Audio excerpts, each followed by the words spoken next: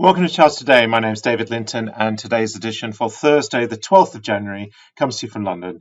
And quite a lot of mixed colours on the screen this morning.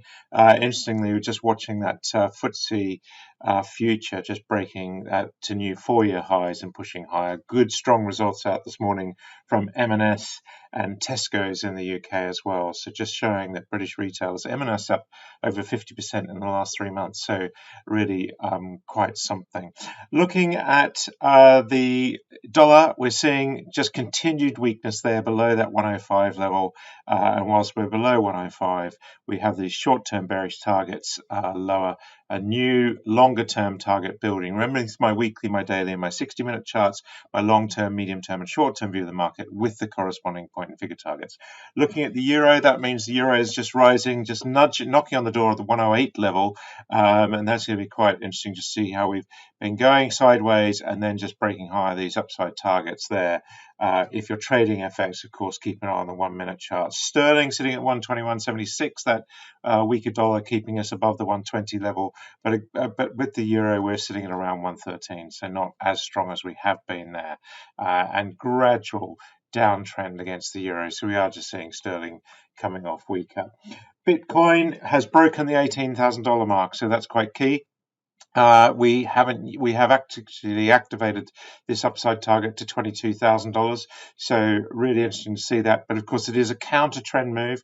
We would expect upside targets in a downtrend not to be met, so that will be interesting to see how far we will go towards that target. The target is there. Does suggest we'll get a little bit of a relief rally, but it's hard to see Bitcoin performing anything below $20,000. We've still got work to do to cross the cloud here at around 18,500.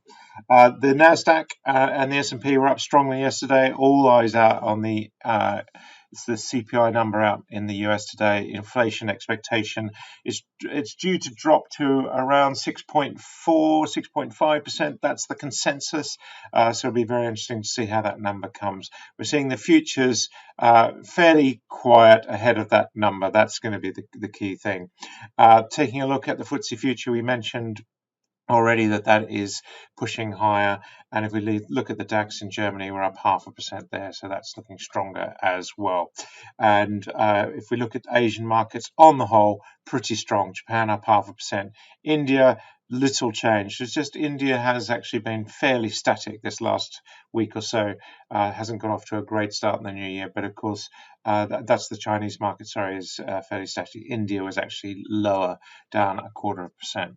And the Aussie market was up another 1%. And again, my Aussie stocks were doing quite well overnight, I noticed. Gold is sitting at 1884, so just nudging higher all the time, so looking stronger there. That's looking quite strong.